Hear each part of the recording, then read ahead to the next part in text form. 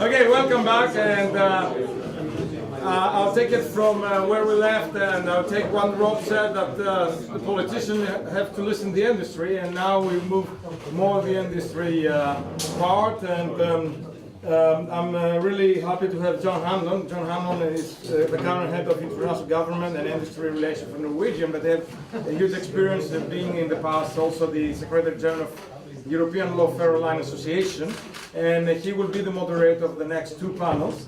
And as it's important, this topic is not only about airlines, but it's interrelated with other parts of the chain. Then we have in this panel Yiannis, the CEO of Athens Airport, and in past chairman of AACO World in Europe, and also Abdul Teffaha from AACO that you probably heard being already intervened. And I need still your intervention into the panels in order to have a great debate as we had in the first panel. John, the floor is yours. Thank you. Thank you for those of you who are remembering the earlier program. I'm actually standing in to replace Ulrich Schulte-Schwarthaus. And as it's an industry panel, I was very happy to do both of them. So I'd like to welcome our panel members to come to the stage, please. Abdul Wahab, Teffaha, the Secretary General of AACO, the Arab Air Carriers Organization, and Dr. Yiannis Paraschis, who probably needs no introduction to you, those of you from Greece. And you've already heard their backgrounds. Dr. Paraschis is an engineer, I think, by qualification, with an MSc and a PhD from Hamburg University, so a true European. And he is not only a former chair and before that a vice chair of ACI World, not Europe, but he was also named the airport CEO of the year by CAPA, which is a very influential aviation think tank. So we congratulate him on that. And Abdul Wahab, I've been a fellow panel member with in a few settings. Secretary General of AACO has been a long time in AACO and introduced a number of projects in AACO that have actually significantly strengthened the airline members of AACO. So I'd like to invite you, Abdul Wahab, as a fellow airline industry representative, to express your perspective. I think we heard some of it earlier in your reactions to the earlier panel. Can I assume that you favour liberalisation of ownership and control of airlines? And are you also, I personally have a concern that airlines in some instances pay lip service to liberalisation of market access, expecting it to be a rather one-way street, but it has to be understood to be a reciprocal benefit for the other party, and further understand that if you are actually liberalising and globalising, a concomitant of that is to review the outdated, obsolete restrictions on ownership and control. If they date from 1945, they cannot be relevant to our industry today. They existed to protect and restrict, and we look to our regulators now to enable and facilitate and to create opportunity.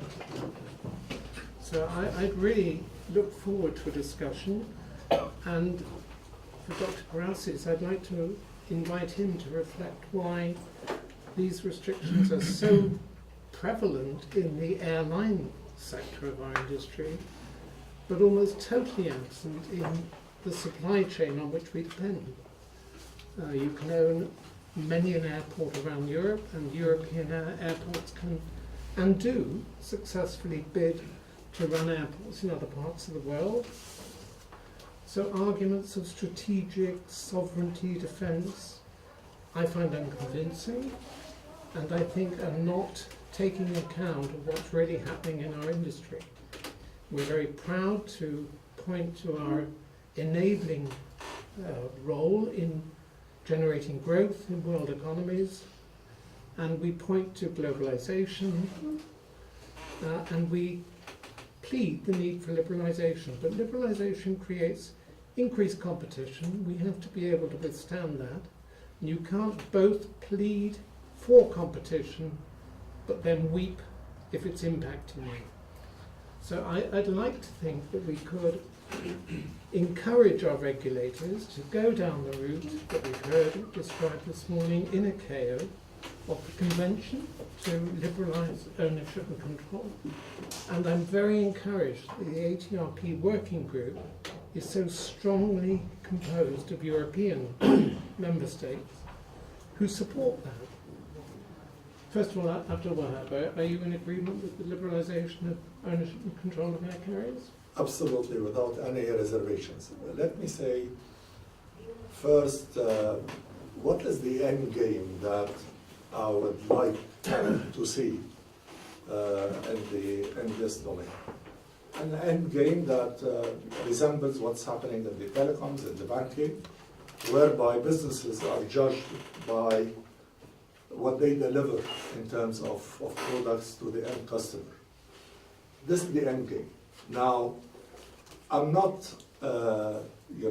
somebody who believes in dreams, but who can be driven by dreams, but I don't believe that dreams can come true immediately. What are the obstacles to reaching that end game?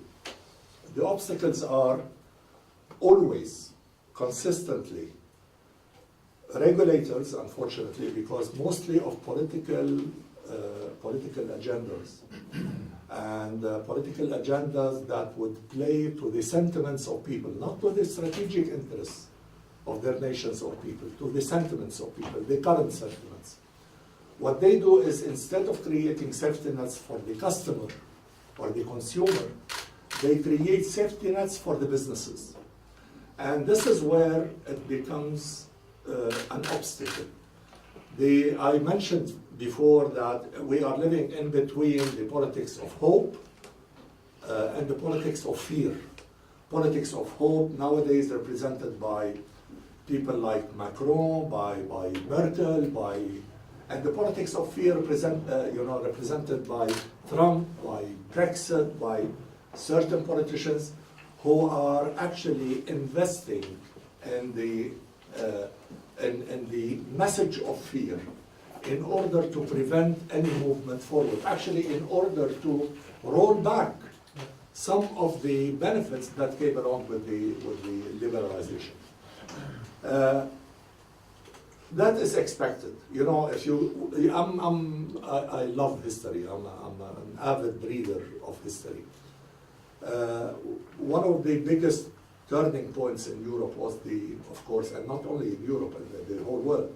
After the democracy was established here in Greece, the second phase or the second happening of democracy happened with the French Revolution. But what happened after the French Revolution? They went back to being imperialists, and then monarchists, and then the second. So there will always be ups and downs in that movement, but it will never be down all the way. The trend is upward, and there will always be hiccups on the trend. So what we see today, Trump, Brexit, and so on, these are the hiccups. The trend is more liberalization, and it is driven not by politicians, it is driven by the people, by the young generation who do not see geographical boundaries, the millennials whom I said earlier that I was pleasantly shocked by the movement of these millennials in the US after the shooting in the school. They are so clear, crisp in their mind, they know what they want. Actually, I was, it's really pleasantly surprising. So, what is the solution? How we can adapt to something or be the creators of the future rather than being hostages of the past? There is a burden on any politician, any regulator, to try to push the envelope. What is the worst case scenario for a politician? I'm not appealing to the sentiments of the people. So be it. So be it, because in the books of history, either you will be written as somebody who broke the rules and who was a creator and pushed the envelope, or you will not be mentioned at all. So if you want to be a regulator who will be recognized as somebody, as a force for good, force for change, you have to push the envelope. There is no other option. If you want to be just like another one, complete your term and be mentioned as somebody who played the game, but he didn't change the rules of the game. So be it. So I think the regulators need to push the envelope, remove those safety nets from businesses and keep them for the consumer. Give liberalization the chance and the marketplace to play its game. Give the consumer the right to judge rather than politics. And then after that liberalization of market access, the ownership and control will become a norm, will become the next step. We will not achieve that today. We need bold people to push that envelope. But we need to keep this torch lit and keep on saying this message, repeating it so that people don't forget and only look at the politics of fear and being hostages to that. Okay, thank you very much. Dr. Paraschis, you're representing the airport sector, which is perhaps more free in this context to attract foreign investment and even to make it and to provide management expertise to other airports. Has that been good for the European airport industry? Do you favour it, and would you like to see that go further, and should it be mirrored in other sectors of our industry? Well, I think I would agree that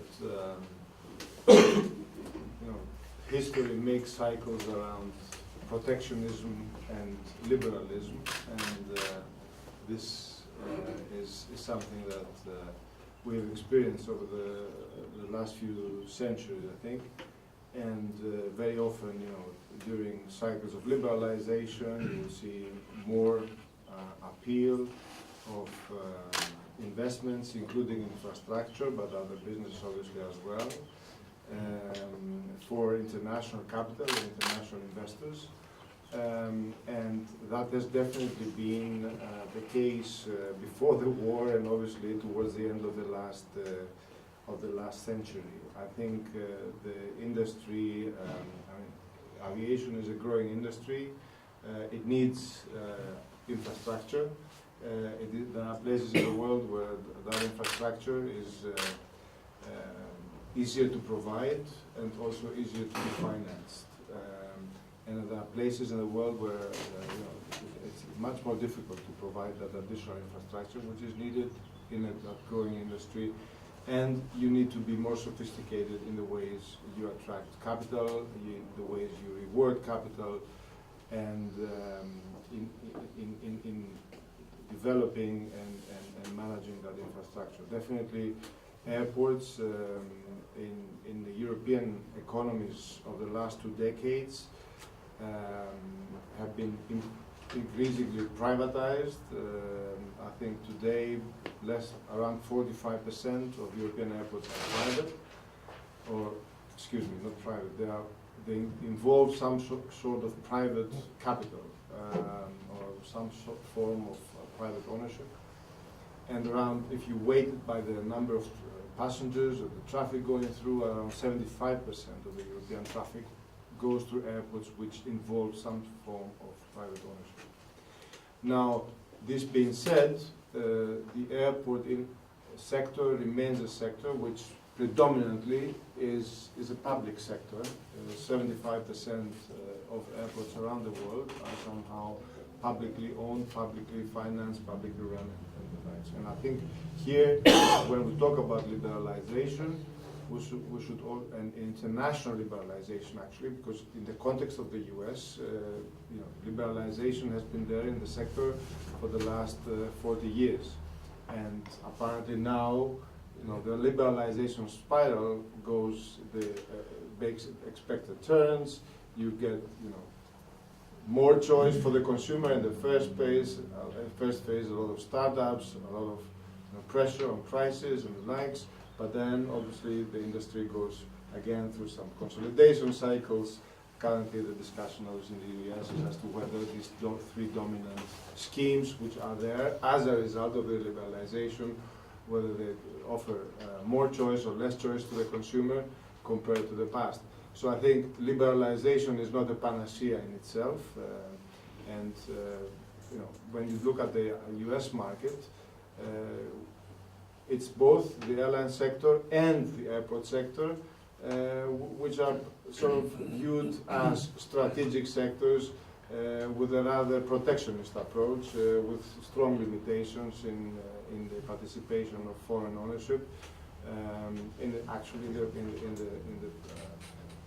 the airport sector in the U.S., you rarely have any cases. This is a debate which has been ignited now with President Trump, given the $100 billion question around the new infrastructure required, and the question how this infrastructure is going to be financed in the future, whether the model of the bonds issued will continue to be the sole form or any other forms should be added. However, the signals that we receive from the Capitol Hill are not very favorable, and it is not necessarily something which could be expected in the short term.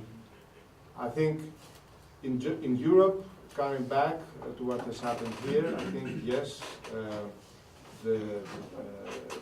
we have, I think, gone through a cycle of significant additional flow of private capital, international capital, and lifting of ownership rules in several cases, which is something also very in line with the liberalization of the EU, and that has led also to the formation of several investor groups, either on the operator side or on the financial side, or some sort of mixed forms, which have also expanded. I think we have also recent here in Greece an example of such a major group coming from an operator, Fraport, who have invested in the regional airports in Greece. We in Athens, we have another investor, Shell, which is Avia Alliance from Fortif in the past, which are now being owned by a Canadian pension fund. And Canadian pension funds are very strong forms of capital, which are looking into opportunities around the world, defensive opportunities in infrastructure, networks, and the likes. And I think today we can, because it's not always a question around whether the industry wants something, it's of course that the investors need to also be able to reflect on that. I think we are currently facing a situation which is very fortunate in the industry, that both the airlines and airports and other players in the value chain are able to deliver the returns on the invested capital for investors, which are above the average weighted of cost of capital. So both sectors are attractive, and therefore I think there is a liberalization, could be increased liberalization is something that, on the one hand, coming from the regulators, could see a proper response from the investor side. Thank you. Abdul Wahab, if I could pose a question, I will invite the audience to make their own interventions. We've had one or two from me. Do you see a conflict between the resistance to ownership and control by those states and carriers who plead that they should be protected against foreign investment, and yet their enthusiasm for being members of an alliance or joint ventures?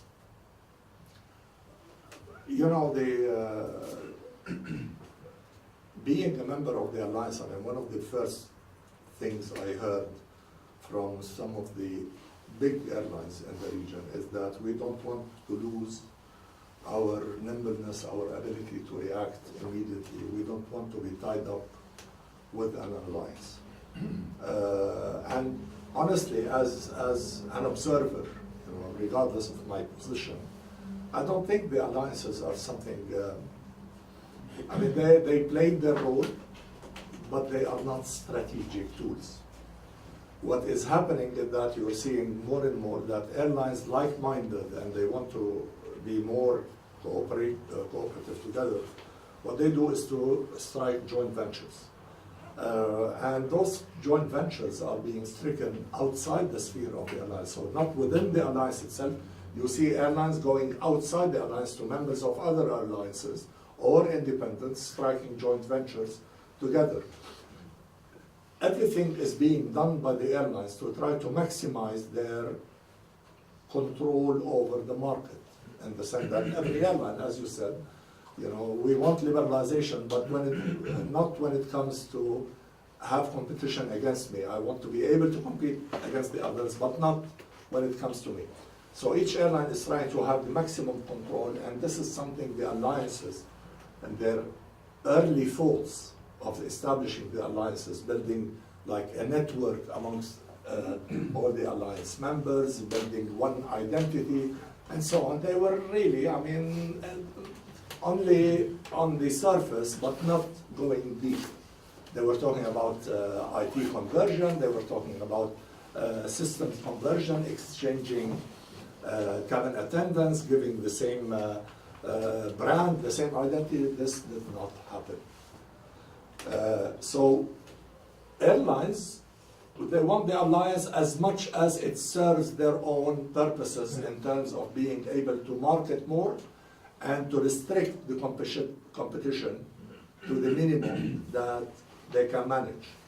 But they don't want the alliance to the extent that it becomes a supra body that will be govern their strategy.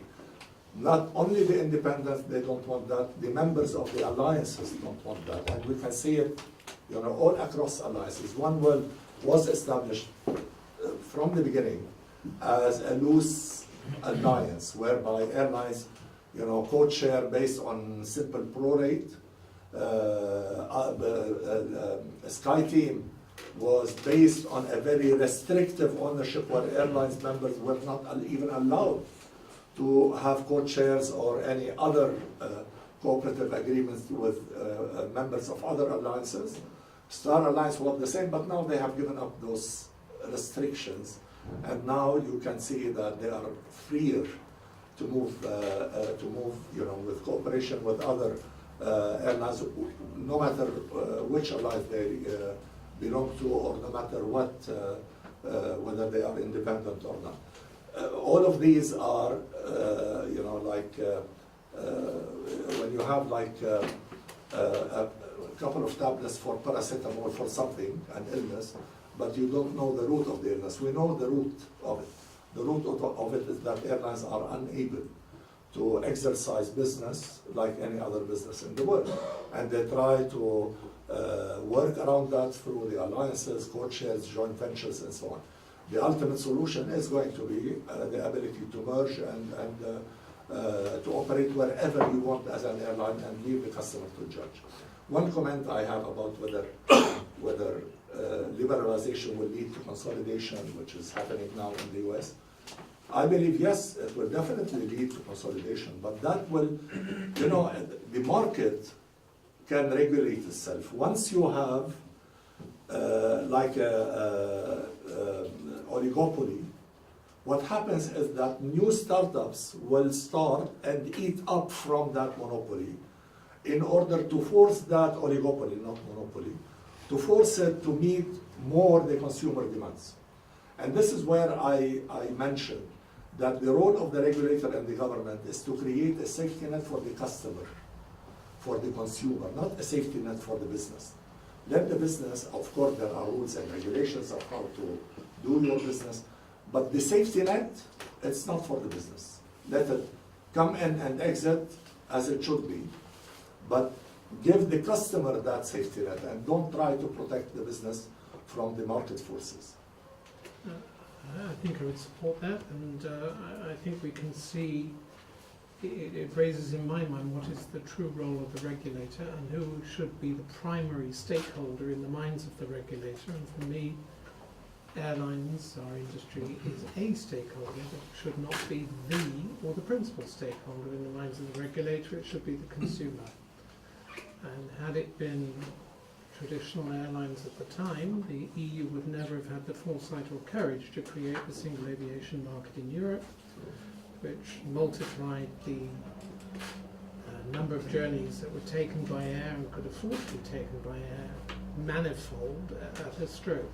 So But the regulator also has certain responsibilities, I think, in creating an active environment, a healthy environment for the aviation industry situation it finds itself in, and it has been fairly benevolent in looking kindly on joint ventures alliances, which do enable airlines to strengthen their offer and to grow more profitably and more economically. But is it not a concomitant of that it always remembered that approval of joint ventures and still more antitrust immunity is predicated on the ability of challengers to enter the market and present a challenge, protecting the position of the consumer and promoting more competition. And we know there is some resistance to O&C on the part of some carriers and some states, but it is usually those states who are actually the most committed to preservation of the arrangements they have as members of an alliance or a joint venture, and still more antitrust immunity. So do we see the way forward being further down the role of insulating incumbents from, you use the expression safety net. I think that's quite an apposite one. Had that been in the minds of the regulator in the EU at the time of the creation of the single market, they would never have done it. And I doubt if any of the carriers in the market at that time would have thought it was a good idea to enable the formation of new carriers. I think where I'm going with the argument is, do we not have to accept that our adhesion to the benefits of membership of families of airlines and the benefits that we have in pricing, coordination, scheduling, product offer, should really bring with it an insistence on the ability of competitors to come in and mount a challenge. And that is easier in a liberalised situation, and a liberalised situation, to be real for me, has to include the liberalisation of ownership and control. Would you support that, or do you think that that would be going too far? And if you do support it, how do we get there? I support it from the point of principle, but I would question the ability of the regulator. I mean, how would an airline, an incumbent, be able to secure itself that any new entrant would have the ability to come in? You have, two things here. I mean, two question marks. Number one, most of the hubs in the Europe, particularly, they are congested. So you have the obstacle of the slot first. And then, the new entrant will have to have a very, very expensive entry cost to be able to operate on an airport in the hub. Secondly, airlines are supposed to compete, regardless whether it's a new entrant or an incumbent. So I don't see how the airline itself can decide or can play a role in allowing new entrants to come in. This is not the role of the airline. This is the role of the regulator. And this is the role of the policymaker, who would say, no, in spite of your objections and your claims and what have you from the incumbent airlines against that airline, that it is subsidized, or it is Norwegian coming from Ireland, which is should not operate there, and sometimes the labor laws or what have you. Despite of that, the regulator should separate between what this airline tries to do, which is maintaining its dominant position in such a hub, and what the benefit of the consumer would be from allowing a new entrant to come in. If we extrapolate that to what's happening in the US, and I have to mention the US and what happened during the last 3-4 years, and the hundreds of millions of dollars which were spent to do what?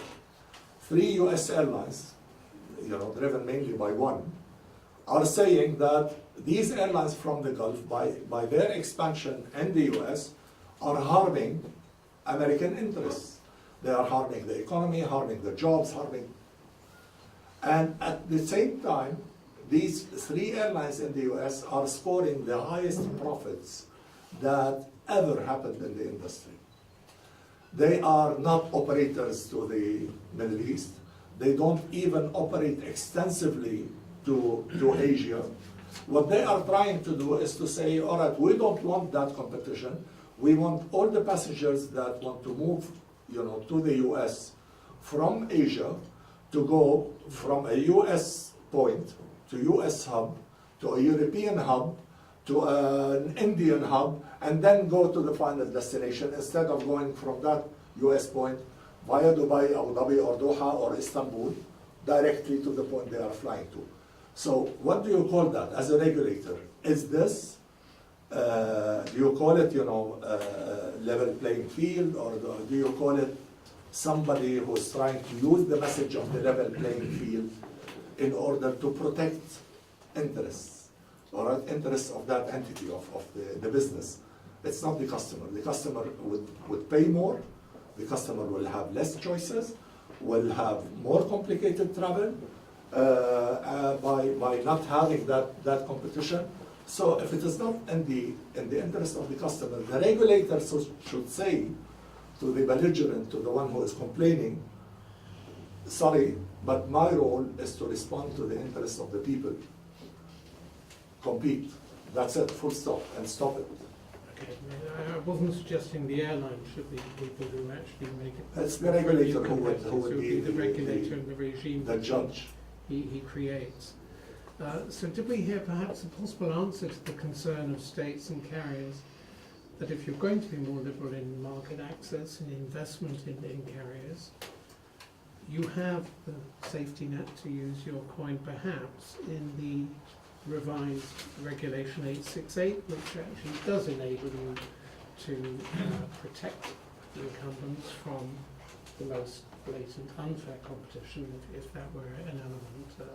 I'm not an advocate of that argument, but I think if you were arguing that it's exposing carriers to the risk of unfair attack and competition in that way, the regulator in the European case is actually foreseeing that risk and actually bringing up your market access is conditional on respect of these principles, and we have agreed mechanisms to deal with them in the event we deem you to be in violation of them.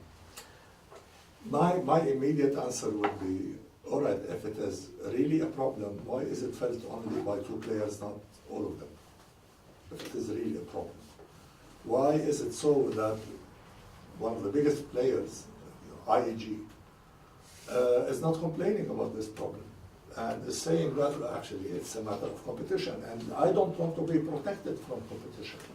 It is in my interest to be competitive. That's number one. Number two, the 868 is similar in a way without the how do you call it, the ulterior motive of having something good for the earth. Similar to the EU ETS. It is our rules and we want to impose it on the rest. This is how, basically, you're not saying that, don't look at me like this. 868 has laid down a set of conditions that define what does it mean when you are breaking the level playing field. It goes down to the level of the airport operation, it goes down to the level of user charges. The comparison I saw first was between the user charges in Dubai and the user charges in Charles de Gaulle, and saying this is not a level playing field. So my response was, okay, bring down the user charges in Charles de Gaulle to be equal to Dubai. It doesn't work this way. You can't compare two economic environments, one so advanced and one has almost a tax-free environment. So the problem is in the design of the 868, the original one, not the newer one. The newer one is much better. The original one, the design was, how can we protect Lufthansa and Air France from competition? That was the driving force. Then there were, you know, and I have to say that the European Parliament was extremely forthcoming in discussing what are the concerns of the stakeholders from other regions. It was amended in a way. But I'm not against the 868 per se. What I am against is, you know, the option, you either take the 868 or come into a comprehensive agreement. All right? Now, this is what is on the table, because the 868 does not apply on airlines of countries which have comprehensive agreement. The comprehensive agreement has its own definitions of fair competition. And to give you an example, the comprehensive agreement with the US does not actually identify Chapter 11 as subsidy, does not identify war insurance assistance as subsidy. But face value, the 868 identifies as bankruptcy protection as subsidy, face value. So the concern here is, are we going to have similar rules with everyone? So if I negotiate with the European Union a comprehensive agreement with certain set of rules, would you negotiate the same with China? Would you require me to be to commit to certain conditions in as far as my airport operations, in as far as my airline involvement, similar to the ones that you will negotiate and achieve with China? So here you have a problem, because either you are accepting, or you will have to accept whatever the 868 comes up with, and deal with those results, or if you don't want to have a comprehensive agreement, or you will have to have a comprehensive agreement, and that comprehensive agreement may not be actually a balanced agreement. One last point, I'll give you an example. Morocco, for instance. All right? Morocco has a comprehensive agreement with the EU. Now, part of that agreement is, of course, is the foundation of the horizontal agreement, that any European airline can operate to Morocco as part of that agreement. Now, many airlines are operating under, you know, face value, fifth freedom operations. So airlines or seventh freedom. Airlines who have their principal base of business, say in Dublin, and they are operating from other European origins to Moroccan destinations. Royal Air Maroc and the Moroccan airline, there is only one now, Royal Air Maroc would ask for, you know, reciprocity. Can I operate between Strasbourg and Lyon? No, this is cabotage. Strasbourg and Frankfurt. Can I operate? No, you can't. But how come a European airline can do that, and I'm not doing this? So reciprocity here is not we might be in valid. danger of going too far down the road with the revision of 868, and I think I introduced it more to as an argument that if the legislator is to do what we would wish in terms of creating more opportunity, more liberalised market access, it might be a necessary safeguard to make them able to defend that policy and that action to those who feel threatened by it. But if I could come back to the airport, do you feel that... So are you going to include also the audience, or...? Yes, I am going to. to. Yeah, sure, no, I'm going to. I just felt conscious that we haven't actually allowed Dr. Paraschis enough airtime. Would you be better served by liberalisation of ownership and control? Would you feel that your customer base, and you have access to a number of European airlines, US airlines, but I know some of them here in Athens are actually operating seasonally.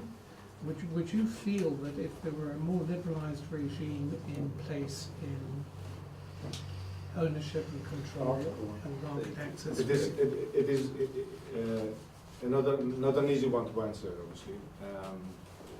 I think if you, first of all, to start with an example, we have last year, after efforts, strong efforts of several years, managed to secure back a 12-month 365 link to the US market, which we missed for some time, only through the involvement of a Gulf carrier and the Fifth Freedom. So we have now an Emirates flight, which was a controversial affair, one of the first ones with the Trump administration, coming from Dubai via Athens and on to Newark. Now, which for certain reasons of the European reality, a home-based carrier here in the European periphery is not, very easy to provide, and on the other hand, we have, for example, no long-haul pan-European carriers. We have, O&D, low-cost pan-European carriers, but we have the three main alliances or schemes, which, despite all efforts of liberalization and the single European sky and the likes, they predominantly remain national carriers. Or Air France is based in, particularly with its long-haul network in France, and Lufthansa is based in Germany, and British Airways is mostly based in the UK. So it's not very easy, and we see some of that in terms of long haul with Norwegian and others. We have had also the longest long haul route through Scoot to Singapore this year. So there are some there is some disruption in the market, but it remains, in my view, a disruption and not the mainstream market, and the model remains to be proved. Now,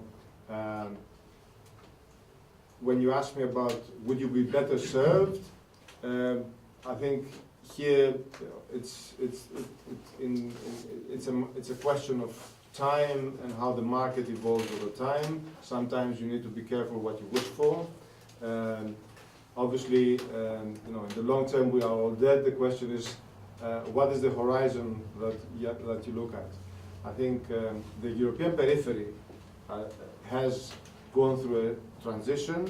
Market liberalization within Europe overall has grown the market, has improved offering to the consumer, has strengthened certain markets in particular. For the periphery of Europe, particularly if you take the parts east of the Danube, some of them have for quite some time become, aviation deserts, I would dare to say. There were quite some victims on that path. So if you take the short-term and medium-term horizon, then the question is, what happens to connectivity through that transition period? In Greece, to take an example, the cost of liberalization and the cost of ensuring that there will be a transition from a state-owned airline which used to run a long-haul network and a short-haul network rather inefficiently. The cost of that was a 35% reduction in a scale which forced them to abandon the long-haul network. So in terms of connectivity, we had to re-establish long-haul connectivity, not with a home-based carrier, but with others. So I think it is a mixed question. I think from an overall market perspective, if you define the market as a European market, yes, liberalization has brought a lot of fruits, positive ones for the industry. But if you isolate the geography and if you isolate the time horizon, then questions become more complicated. Thank you. I know there's some people in the audience straining to ask a question. Yes. I'll be very brief because we had plenty of possibility to interact during my panel, and other people have not spoken. Just on the 868, you know that in the previous panel you spoke about the fear and the hope, and I think we agree. I would advise you to look at the 868 and the bilateral agreements from the point of view of hope. That's, I mean, the bilateral agreements are in fact to large extent a hope, and in order not to kill the time for the rest, maybe we should have a chat maybe in my office in Brussels, because I will try to explain where the hope lies, and I think that, and the logic behind. No, actually, I know where the hope lies. The hope lies in accepting each other's fears.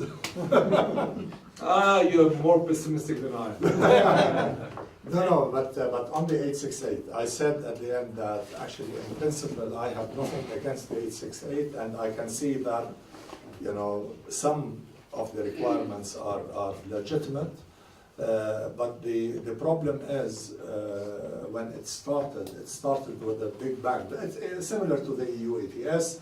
When it started, actually it wanted to impose the European sovereignty over the issue of environment, you know, across the whole world, whereby an airline coming from Santiago de Chile, flying into European airspace for 5 minutes coming to Lisbon, would have to actually be responsible for all the emissions before the European Union. That was wrong. And here the start of the 868 was by also trying to impose the same economic rules and so on the others. What I believe, and I'm not, I say again, I am actually for dialogue, and I'm actually for trying to sit down and arrive at an understanding, not driven by the airline's interest or by somebody's interest, by business interest, but driven by the consumer interests. Any other questions, observations? Yes, sorry, I'll come back. Our friend Abdul mentioned the politics of fear and the politics of hope, but I think there is also... I may write a book about this. I think we have also the politics of reality and pragmatism. And what is reality in the world? If we take, for example, our aviation, somebody mentioned before that we expect traffic globally to double in the next 25 years. Instead, 4 billion, maybe we have 6 billion people traveling. Things will get very complicated. We need to increase our efforts to maintain safety, not double, but 3 times. Therefore, I think it is legitimate for people to think of safety, of security, of economic impact, labor impact, before they start contemplating liberalization, control, and all these kind of things. Priority is safety, and us as Flight Safety Foundation, this is what we are thinking. That's the reality. We have to address first all these issues, and if liberalization can fit in what we are trying to achieve in safety, be it like this. And the second reality, my friend, we live in a very turbulent world. There are regional conflicts, there are rogue countries, there is competition, we have bipolar system, eventually we're going back to the bipolar system. Therefore, all these politics, international politics, and you cannot take transport out of all these things and say, okay, let's do fair competition and it's part of it. And if you ask me if this has an effect on aviation, all this global politics, of course they have. Would you imagine, for example, a North Korea to go and obtain 51% in KLM? Or would you imagine a Russian billionaire buying United Airlines? Or would you imagine an Israeli buying Middle East Airlines? No, because this is politics that they affect our business, aviation, whether we like it or not. No, but again, I'm sorry, but here we are aviation people. There are enough politicians to look after security and so on that we can actually be comfortable with. So it's, yeah, for me, if El Al wants to buy the Middle East Airlines, so be it. Why not? I mean, these are 2 airlines. But I know politicians in Lebanon, politicians in Israel, they will say, no way on earth. Maybe in future, maybe in 50 years' time, I don't know, maybe they will merge. But this is besides the point. We cannot, the issue of liberalization and so on, I mean, there are always justifications for trying to control the flow. I was talking to my friend Antonis, the flow of the river. History the movement of history and the human beings. And so it's like a river. You can drop rocks in it. It will not stop. So all of these are rocks. They will not stop the flow. What is the flow? The flow that people want to move more. People want to have more freedoms. People want to have control over their choices, not to leave it to somebody else to control their choices. And of course, they don't want to have that with the safest and most secure environment there can be. So I agree with you, safety and security cannot be compromised on, but we're talking about economic regulations. We're not talking about whether the regulators have the right to impose whatever they want on the safety and security issue, which I totally agree with. But liberalization will have to continue, otherwise we will miss out on the movement of that river.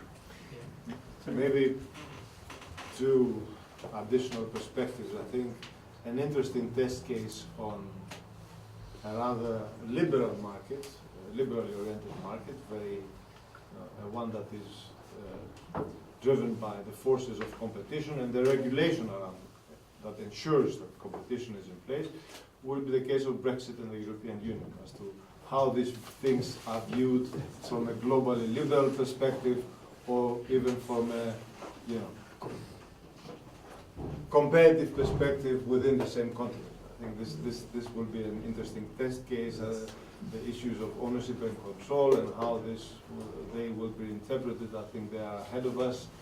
Philip and his colleagues are obviously confronted this type of questions, and the application of those. I think we will have a pretty early or late in this decade, but pretty early in the century, a very good test case of how do we stand with this kind of interpretations. The other question that probably is also fair to ask is, in an era we all think, I think that the technology and disruption are key for our businesses, all our businesses in the future. And we talk about artificial intelligence, and you talk about augmented reality, and you talk about blockchains and cryptocurrencies. The question is, what will be the impact of those instruments in ownership and control of a very global industry like the aviation industry going forward? You know, who will be ultimately the one that will sort of be the Bitcoin owner that will invest in these kind of structures in the future? I know that there's a lot of outcry for regulation in those sectors, but on the other hand, we should also bear in mind that we live in a historical era which produces an unprecedented concentration of power, of know-how, of technology, of disruption. We have like the big four companies which are outside our industry. We are not anymore. And I think in the past decade, some of the American airlines used to be part of the top 10. These days, you know, Facebook and Google and Amazon and Apple form, you know, about 3 trillion US dollars market capitalization, and they absorb like more than 90% of the you know high flyers coming out of the global universities. So the question is what the rest of the businesses will do, and one of the fears that we all have is that our businesses in the future will be generic providers of physical services, and the layover will be provided by somebody else. So I think these are very fundamental questions going forward. But I would also agree. Supplier of parts and components. Yes, yes. But the pragmatism of that's why I say when you look at it from a geography and a sort of medium to short, medium-term horizon, obviously those questions remain relevant, and we need to. That's a very interesting wider perspective, and thank you for it. Just to reassure the gentleman who was worried about ownership and control possibly leading to a lowering of standards, I think the advocates of liberalisation of ownership and control would say that their enthusiasm for it was predicated on there being no reduction of their standards. So in the question of EU airlines, there would be an assumption that they would respect the prevailing standards that exist. So the gentleman at the back wanted to. Good afternoon, Alexander Tino from Frankfurt, Greece. I would like to offer two thoughts maybe on ownership and control. For the airports, I think this has been answered.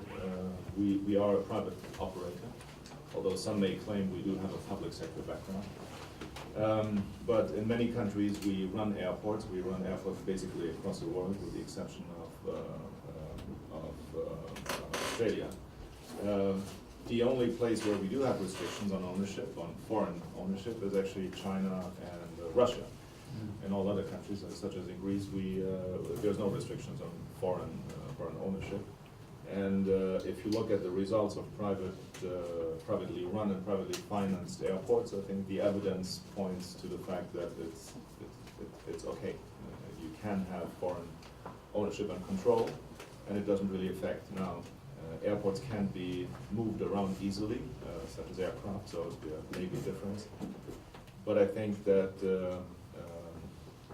private ownership and control, and also foreign ownership and control, has worked well. The big exception is, of course, the US is still the biggest aviation market where private ownership of airports is literally unknown. And the other thought is about competition and restriction of competition. From our experience, the biggest constraint on growth at airports is actually driven by regulation, by local regulation, by restriction of and protection of local airlines. If you look at our airport in St. Petersburg, which serves a city of almost 5 million population, we have roughly 16 million passengers, which is ridiculous for a city of that size, and a population that's hungry for travel, and also a city where many people would like to go. The biggest restriction is actually Russian aviation policy, which protects Russian carriers and protects Aeroflot and their Moscow hub. So that is the biggest restriction. Wherever we have a liberal environment, we see growth. We also see, at least from our perspective, the biggest driver of airfares is not airports, as airlines like to say, but it's actually competition. As soon as you have competition on routes, you see airfares drop and you see the number of people rise. So our role is rather I see our role as airport operator to provide a level playing field for the airlines. And of course they may have a different perspective. But again, I think politics, geopolitics, and the constraint of competition is actually one of the biggest drivers of traffic, or the biggest constraint of traffic. Thank you for that. It's very interesting.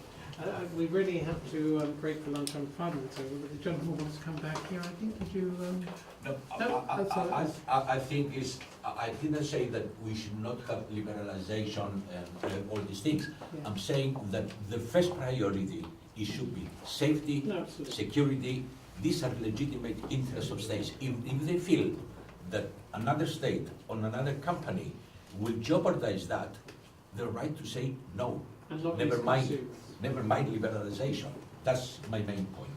I think we all agree on that. Okay, thank you all. Oh, sorry, I did see your hand earlier. I passed over it, so. All I want to add is my thoughts as an educator, because I do work at a British university, and there are very interesting times that they are ahead of us, especially in the aviation management, where I'm working at. And I did see the question is, where do the hope lies? And I would like to add that the hope lies with the millennials. But I'm educating millennials for the past 5 years. They're very demanding. They want things to happen here and now, and they like profit. So how can we make this industry attractive to the young generation where it comes working for the airline industry? They love working for the airports. They love working for the aircraft manufacturers, even for the MROs. When it comes to the airlines, they love it. They find it very interesting as a place to work, but they're very skeptical. And they are the future investors as well. And if they are skeptical at this time of their age, I really don't know what's going to happen in 10 years' time when they will have money to invest. And it's not going to be the airline industry. We don't make something about it. Why do you say they're skeptical? She's right. They're skeptical because the average profitability since 1978 is almost zero. And they are very, very smart. And they understand these things, while we make sure, from an educator perspective, that they understand these things, okay? It's a wonderful industry, and it deserves a better future. And ownership of control is something that we should look at, because it is a key factor for this. But it needs crazy people. Most of us very much. That's a very good note on which to end our discussion, and thank you all for your intervention and your attention. And to our panelists for